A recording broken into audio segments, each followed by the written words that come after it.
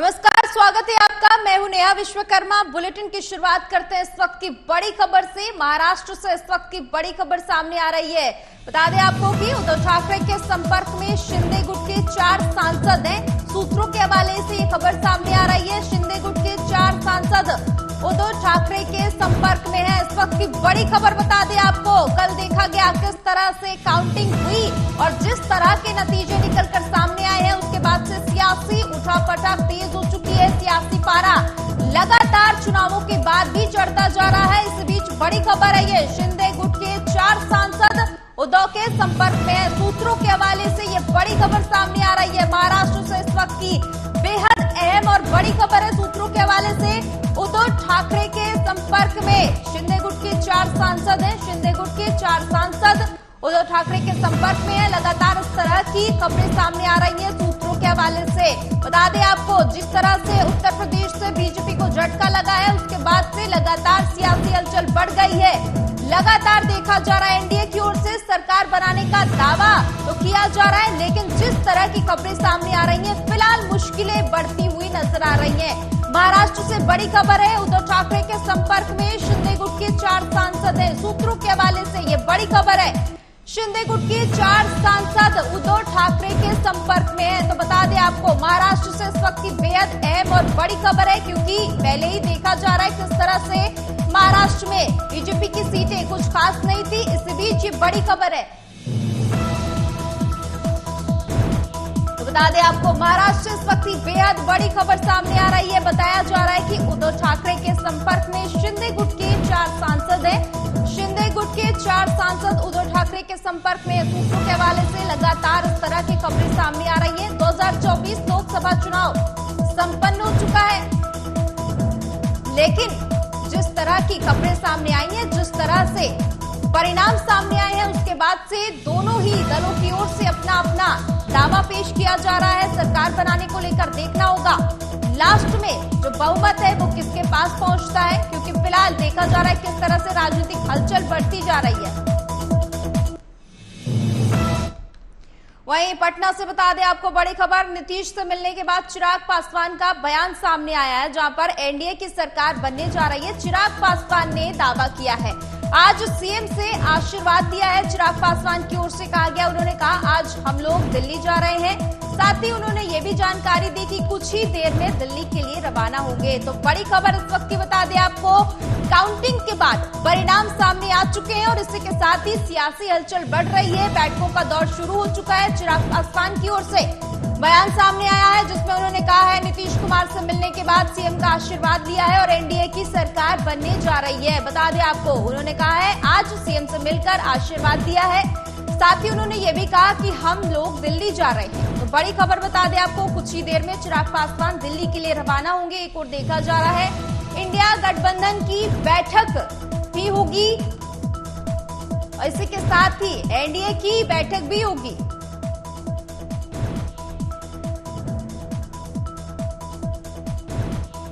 आज बातचीत नहीं, सिर्फ बधाई देने का दिन था। मुख्यमंत्री जी को जिस तरीके से मुख्यमंत्री जी ने हमारे गठबंधन को मजबूती देने का काम किया और एनडीए का बिहार में जो प्रदर्शन रहा है उसका बड़ा श्रेय जहां एक तरफ हमारे प्रधानमंत्री आदरणीय नरेंद्र मोदी जी के नेतृत्व को जाता है, तो वहीं उसका श्रेय मेरे मुख्यमंत्री नीतीश कुमार जी को भी जाता है। आज मैं मेरी पार्टी के सारे सांसद, खगड़िया से हमारे राजेश जी, समस्तीपुर से शांभवी जी, अरुण भारती जी, जमुई से और वैशाली से वीना देवी जी, आज तमाम सांसद उनसे मिलकर उनका धन्यवाद करने, उनको बधाई देने, उनको शुभकामनाएं देने और उनका आशीर्वाद लेने गए। मुख्यमंत्री जी ने भी दिल खोलकर बधाई और आशीर्वाद दिया और अब आगे सरकार बनाने के लिए मुख्यमंत्री जी, हम सब लोग आज एनडीए की भी बैठक है प्रधानमंत्री जी के नेतृत्व में। अब हम सब लोग दिल्ली जा रहे हैं। लेकिन केंद्र में जिस तरह से मंत्रिमंडल का विस्तार होगा उसमें चिराग पासवान 5 सीट जीतता है, ऐसे में क्या कहेंगे मंत्रिमंडल के विस्तार में कैबिनेट मिनिस्टर के तौर पर मेरे प्रधानमंत्री तीसरी बार देश के प्रधानमंत्री पद की शपथ लेने जा रहे हैं। हम तमाम सहयोगियों के लिए यही सबसे बड़े उत्साह की बात है। Answering your question.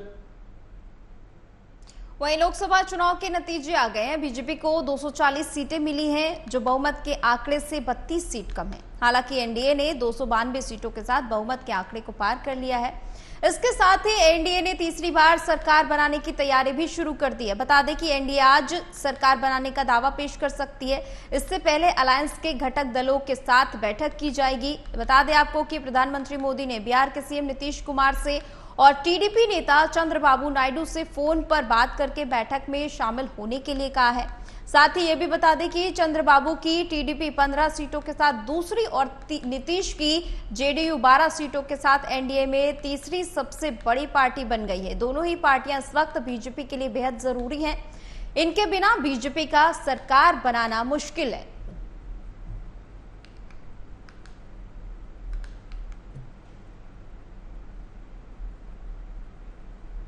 और इस पर ज्यादा जानकारी के लिए हमारे साथ कमल सिंह न्यूज रूम से लाइव जुड़ चुके हैं। कमल, जिस तरह की स्थिति बन चुकी है, अब आपको क्या समझ आता है, सरकार बन पाएगी या नहीं बन पाएगी?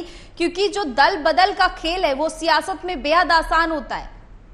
बिल्कुल बिल्कुल नेहा, दल बदल का खेल आसान होता है और जब से आंकड़े आए हैं ये कयास लगाए जा रहे हैं कि कहीं नीतीश कुमार फिर से पाला ना बदल लें, जो उनको पलटू राम कहा जाता है फिर से पलट के इंडिया अलायंस में ना चले जाए। और चंद्रबाबू नायडू से भी बहुत ज्यादा उम्मीदें नहीं की जा रही। हालांकि एनडीए ये दावा कर रही है कि वो सरकार बना रही है और आज घटक दलों के साथ बैठक होगी 4 बजे एनडीए की, उसके बाद ये फैसला होगा। हालांकि इस बैठक में कयास यही लगाए जा रहे हैं कि कॉमन मिनिमम प्रोग्राम पे बात होगी, सरकार कैसे 5 साल तक चले, एक स्थिर सरकार कैसे 5 साल तक चलाई जाए, इस पे चर्चा हो सकती है और कॉमन मिनिमम प्रोग्राम आज बनाया जा सकता है। उसके बाद एनडीए घटक दल मिलकर सरकार बनाने का दावा भी पेश कर सकते हैं। लेकिन सबसे बड़ा फैक्टर इसमें यह है कि नीतीश कुमार और चंद्रबाबू नायडू पे भरोसा कैसे किया जाए, क्योंकि सरकार तो एनडीए की बन रही है नेहा, लेकिन इस एनडीए की सरकार में सिर्फ और सिर्फ एन फैक्टर नजर आ रहा है। एक नीतीश, दूसरे नायडू, क्या 2 एन फैक्टर मिलके तीसरे एन फैक्टर यानी नरेंद्र मोदी को समर्थन देंगे?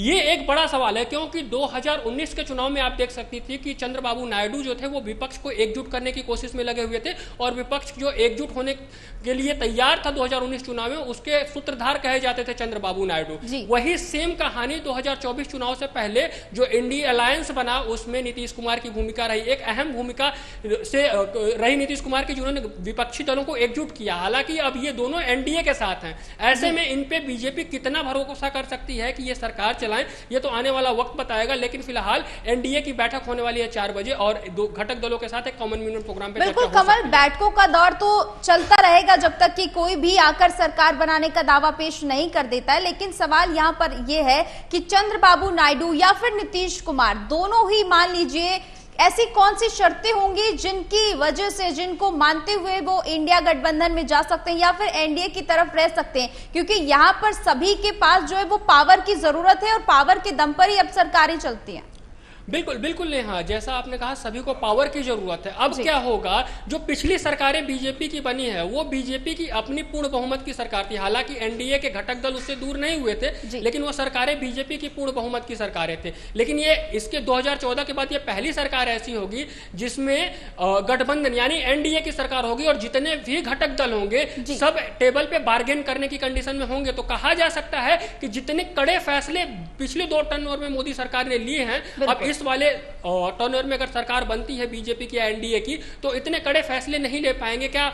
और साथ में एक सवाल ये भी खड़ा होता है कि कौन कौन से वो मुद्दे होंगे, क्योंकि बीजेपी के बहुत सारे ऐसे मुद्दे होंगे जो उन्होंने इलेक्शन से पहले प्लान किया था, क्योंकि 400 पार का नारा बीजेपी और एनडीए दे रही थी, तो उन मुद्दों पे वो काम करेगा। कौन कौन से ऐसे मुद्दे होंगे जिन्हें शायद ठंडे बक्से में डाल दिया जाए, जिन पे बीजेपी भी बात करने से कतरा है, क्योंकि उनके घटक दल उसका साथ अगर नहीं देते हैं। हालांकि पहले ऐसा नहीं था, पहले बीजेपी अपने दम पे कोई भी बिल पास कराने की कंडीशन में थी। अब अगर सरकार बनाती है बीजेपी तो सवाल यह खड़ा होता है कि क्या होता है, क्योंकि बात तो ये भी कही जा रही थी ना कि अगर बहुमत का आंकड़ा नहीं आता है तो प्रधानमंत्री का चेहरा भी बदल सकता है। तो अब सवाल ये खड़ा होता है कि चेहरा बदलेगा या फिर शैली बदलेगी, क्योंकि नरेंद्र मोदी की जो शैली रही है वो बिल्कुल ही एक सख्त नेता की रही है, लेकिन अगर ये सरकार बनती है तो क्या उनकी शैली बदलेगी, ये सवाल खड़ा होता है। कमल, अभी हमने चिराग पासवान की बाइट भी सुनी थी जिसमें उन्होंने कहा कि उन्होंने नीतीश कुमार से मुलाकात की है। इसी के साथ ही उन्होंने ये भी कहा कि एनडीए की सरकार बनेगी, जल्दी हम बैठक के लिए दिल्ली भी रवाना होंगे। इस तरह की जो तमाम चीजें हैं, इसके साथ ही अलग खबरें भी सामने आ रही हैं कि इंडिया गठबंधन का जो ब्लॉक है वो भी नीतीश कुमार से संपर्क साधने की कोशिश कर रहा है। आपके सूत्र और क्या कुछ जानकारी है? बिल्कुल नहीं। चिराग पासवान ने यह कहा है, क्योंकि चिराग पासवान हमेशा से कहते आए हैं कि मुझे मोदी का हनुमान कहा जाता है, तो वो कोशिश कर रहे हैं नीतीश कुमार से। उन्होंने मुलाकात की, हालांकि मीडिया में आकर उन्होंने कहा कि सिर्फ बधाई देने के लिए हम गए थे, सीएम का आशीर्वाद प्राप्त हुआ है, सारी चीजें हैं, लेकिन एक अहम फैक्टर नीतीश कुमार और तेजस्वी यादव एक ही फ्लाइट से दिल्ली आ रहे हैं जी। 4 बजे एनडीए की बैठक है और 6 बजे इंडिया अलायंस की बैठक है, तो ये एक अहम फैक्टर होता है कि क्या नीतीश कुमार इंडिया के साथ इस बार अपनी लॉयल्टी दिखाएंगे या फिर से वो पाला बदलेंगे। बिल्कुल, नीतीश कुमार की यानी अब जिस तरह की भी हरकत होगी या फिर जिस तरह का भी उनका एक बयान भी सामने आएगा, इन सब तमाम चीजों को देखते हुए लगातार दोनों ही दलों की धड़कनें बढ़ती हुई नजर आएंगी। यहाँ पर एक और सवाल बनता है, जिस तरह से उत्तर प्रदेश में एनडीए का या फिर बीजेपी का परिणाम निकलकर सामने आया, साथ ही अन्य राज्यों में भी देखा जाए तो इस तरह की स्थिति नजर आई, इसका अहम फैक्टर क्या कुछ नजर आता है आपको?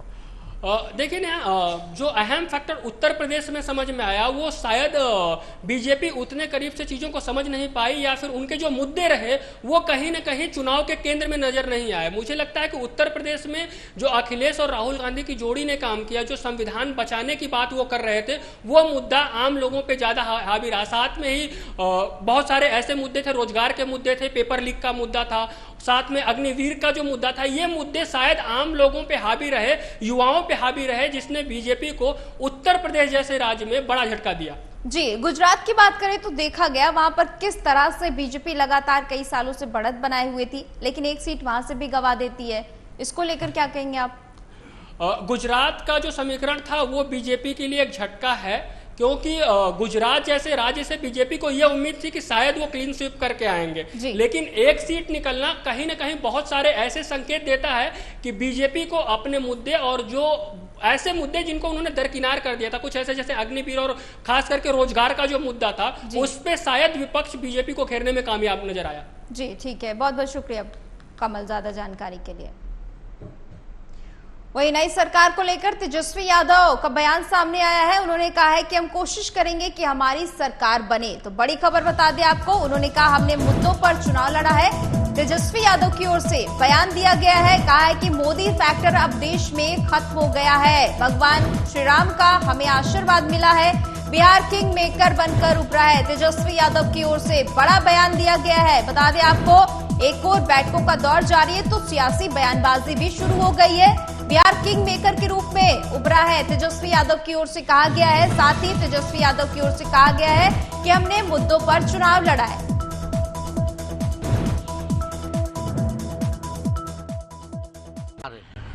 तो हम लोगों का जो प्रदर्शन रहा है बहुत ही बढ़िया रहा है, और आप जान रहे हैं बिहार से ही चुनाव उठा, और जिस हिसाब से हम लोगों ने चुनाव मुद्दों पर लड़ने का काम किया है वो आप सब लोग देख सकते हैं। तो अयोध्या में राम जी का आशीर्वाद तो इंडिया गठबंधन को हम लोगों को मिला, तो कहीं भी जो है आप देखिएगा एक चीज तो साफ हो गया कि जो मोदी जी की बात करते थे कि मोदी फैक्टर वो खत्म हो गया। भाजपा जो है मेजॉरिटी से दूर चली गई है, जो सहयोगी हैं अब उन पर डिपेंडेंट है, और हम लोग तो खुशी है इस बात की कि भाई चलो हम लोग जो संविधान लोकतंत्र रोकने बचाने का जो प्रयास था उसमें हम लोग जो है काफी हद तक कामयाब हुए।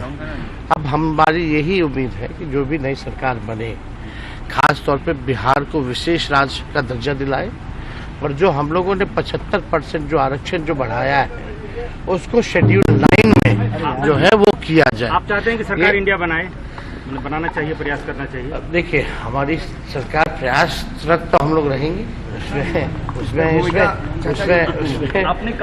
देखिए प्रयासरत लोगों को रहना चाहिए। क्यों वहीं लोकसभा चुनाव के नतीजे घोषित होने के बाद इंडी गठबंधन आगे की रणनीति के लिए क्या कुछ करना है, इस पर शाम को मीटिंग करने वाला है। इस मीटिंग में तय किया जाएगा कि इंडिया गठबंधन विपक्ष में बैठेगा या फिर सरकार बनाने की कवायद करेगा। इंडिया दलों की ये मीटिंग कांग्रेस के अध्यक्ष मल्लिकार्जुन खड़गे के घर पर होगी। इस मीटिंग के अलावा एक मीटिंग कांग्रेस की भी होगी। बता दें आपको कि इसमें यह तय होगा कि गठबंधन के नेताओं के साथ होने वाली मीटिंग में क्या रुख अपनाना है। आपको बता दें कि शरद पवार, उद्धव और अखिलेश यादव दिल्ली पहुंच रहे हैं।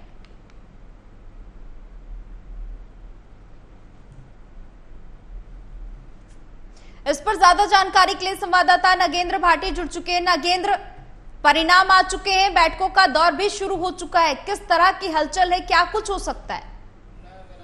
बिल्कुल, देखिए आज यदि दिल्ली की बात करें तो दिल्ली में बैठकों का दौर है, एनडीए का भी और इंडिया अलायंस का भी। और आप देखिए कि जिस तरह का मैंडेट आया है, अभी हम ये कह सकते हैं कि एनडीए को बहुमत है, लेकिन जिस तरह के नेताओं के बयान आ रहे हैं, जिस तरह की बॉडी लैंग्वेज नेताओं की देखी जा रही है और जिस तरह की खबरें आ रही हैं, उससे अभी भी कुछ भी हो सकता है। हालांकि आज ये माना जा रहा है कि 11:30 बजे के आसपास, यानी अब से कुछ ही देर में प्रधानमंत्री अपना इस्तीफा देके नई सरकार बनाने के लिए अपना दावा पेश करेंगे। लेकिन आप देखिए कि दूसरी तरफ इंडिया अलायंस जो है उसमें भी हलचल है। और सबसे पहले खबर आ रही है महाराष्ट्र से सूत्रों के हवाले से यह खबर है कि शिवसेना सिंधे के 4 सांसद जो हैं वो उद्धव ठाकरे के संपर्क में हैं, यानी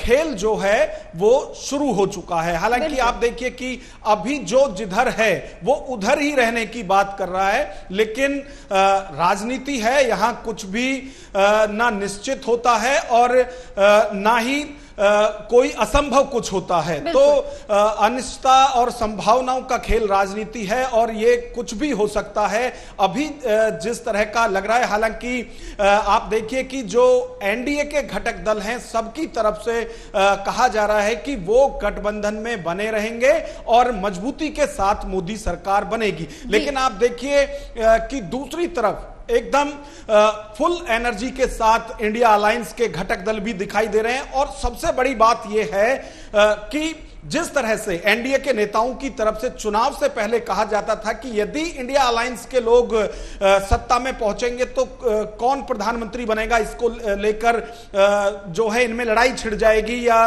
एक मत नहीं रहेंगे। आप देखिए कि जब से रिजल्ट आया है उसके बाद से सरकार बनाने को कोई भी इंडिया अलायंस के जो घटक दल हैं वो ये कुछ भी नहीं बोल रहे। वो कह रहे हैं कि जो भी निर्णय होगा वो इंडिया अलायंस की 6 बजे जो आज दिल्ली में बैठक होनी है, उस बैठक के बाद सब मिलकर फैसला करेंगे। आप देखिए, ना तो कोई महाराष्ट्र का बड़ा नेता इस पर बोल रहा है कि यदि वो सरकार बनाने की स्थिति में आते हैं तो किसको प्रधानमंत्री बनाएंगे, ना दिल्ली से कोई बोल रहा है, कहीं कोई कुछ नहीं बोल रहा है जब तक कि बैठक नहीं हो जाती है। और 6 बजे आज इंडिया अलायंस की बैठक है, तो वहीं दूसरी तरफ एनडीए की जो बैठक है वो भी आज 4 बजे दिल्ली में होनी है। जी नागेंद्र, आपने जिस तरह की जानकारी दी कि 4 सांसद उद्धव ठाकरे के संपर्क में, इस तरह से अन्य दलों की भी और खबरें सामने आ सकती हैं।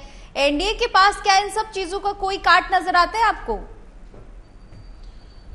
देखिए, राजनीति में जो भविष्य है वो कुछ नहीं कह सकते हैं। अभी तो साथ ही हैं, देखिए दोनों जो अलायंस हैं वो चुनाव से पहले के हैं, यानी प्री पोल अलायंस आप कह सकते हैं। लेकिन अब पोस्ट पोल अलायंस क्या कुछ और बनता है, क्योंकि 18-20 के आसपास जो है निर्दलीय भी जीत कर आए हैं और कुछ दल ऐसे थे जो ना इंडिया अलायंस में थे ना एनडीए में थे। हालांकि बहुत ज्यादा सीट उनकी नहीं आई है, लेकिन वो भूमिका निभा सकते हैं। तो देखिए, अभी कोशिश हो रही है दोनों तरफ से, लेकिन जिस तरह के नतीजे आए हैं, आप देखिए कि सबसे ज्यादा जो परफॉर्मेंस रहा है, आप अखिलेश यादव को देखिए, उन पर सवाल उठ रहे थे कि अखिलेश यादव कोई भी चुनाव अपने बलबूते नहीं जीते हैं, लेकिन वो चुप रहे और नतीजों के माध्यम से उन्होंने अपने आप को साबित करके दिखाया है। आपको याद होगा एक बार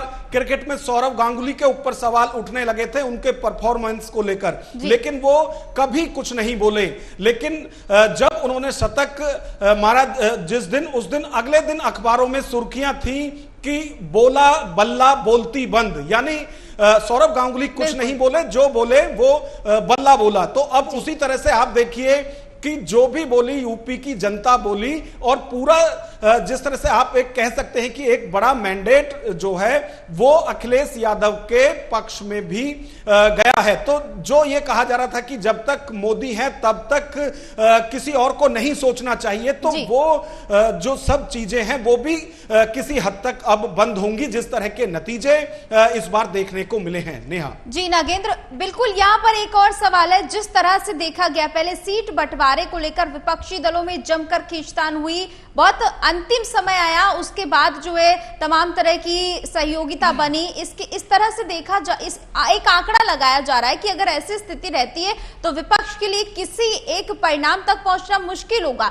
लेकिन अगर वो पहुंच जाते हैं तो उसके बाद 5 सालों तक सरकार कैसे चलाई जाएगी, ये भी सवाल है।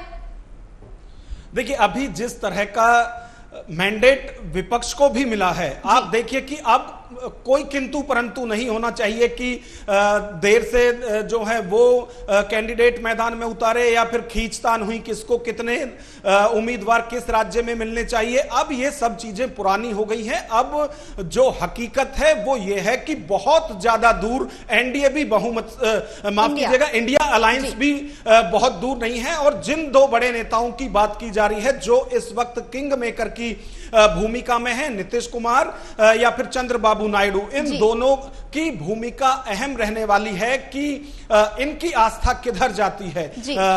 एनडीए में है वहीं बने रहते हैं या फिर इंडिया अलायंस, जिस तरह से अभी उनकी तरफ से भी दावे किए जा रहे हैं कि सबसे पहले एनडीए के खिलाफ यानी बीजेपी के खिलाफ सबसे पहले यही दो नेता मुखर हुए थे और अब इनके पास अच्छा मौका है कि ये आकर इंडिया अलायंस जो है उसके साथ मिलकर सरकार बनाए। तो देखिए क्या होता है। अभी तो बहुत सारी चीजें इधर उधर की सुनी जाएंगी, कही जाएंगी, लेकिन अब जो मीटिंग होंगी ये तय करेंगे कि आगे की राजनीति क्या होने वाली है। बिल्कुल नागेंद्र, लगातार नजर बनाए रहिएगा, लगातार आपसे अपडेट देते रहेंगे। फिलहाल बहुत बहुत शुक्रिया ज्यादा जानकारी के लिए।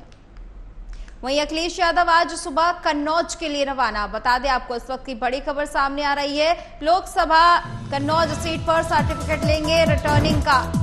बड़ी खबर इस वक्त की बता दें आपको अखिलेश यादव को लेकर सामने आ रही है। डीएम से लेंगे सर्टिफिकेट, कन्नौज सपा कार्यालय पर कार्यकर्ताओं का धन्यवाद देंगे। शाम 4 बजे दिल्ली के लिए रवाना होंगे अखिलेश यादव। तो बड़ी खबर इस वक्त की बता दें आपको, अखिलेश यादव कन्नौज से लोकसभा का चुनाव जीते। इसके बाद देखा जा रहा है किस तरह से सपा में कार्यकर्ताओं में जोश देखा जा रहा है, उत्साह देखा जा रहा है। इस बीच अखिलेश यादव का आज कन्नौज का दौरा है, जहां पर वो लोकसभा कन्नौज सीट का सर्टिफिकेट लेंगे, रिटर्निंग ऑफिसर डीएम से सर्टिफिकेट लेंगे, साथ ही तमाम कार्यकर्ताओं को और जनता को धन्यवाद देंगे। सपा कार्यालय पहुंचेंगे अखिलेश यादव। इसी के साथ ही शाम 4 बजे दिल्ली के लिए रवाना हो जाएंगे। तो बड़ी खबर बता दें आपको इस वक्त की सामने आ रही है, अखिलेश यादव का आज कन्नौज दौरा है, कन्नौज के लिए रवाना हो जाएंगे अखिलेश यादव। लोकसभा कन्नौज सीट का सर्टिफिकेट लेंगे। वहीं प्रधानमंत्री नरेंद्र मोदी की अगुवाई में एनडीए लगातार तीसरी बार केंद्र में सरकार बनाने जा रही है। हालांकि बीते 2 चुनावों की तरह इस बार बीजेपी अपने बूते पर बहुमत हासिल नहीं कर सकी है, लेकिन एनडीए ने 290 से ज्यादा सीटें जीत ली है। इसके साथ ही लगातार तीसरी बार केंद्र में एनडीए की सरकार बनने जा रही है। वहीं मोदी की तीसरी बार प्रधानमंत्री बनने पर दुनिया के तमाम देशों के राष्ट्र प्रमुखों ने उन्हें बधाई भी दी है।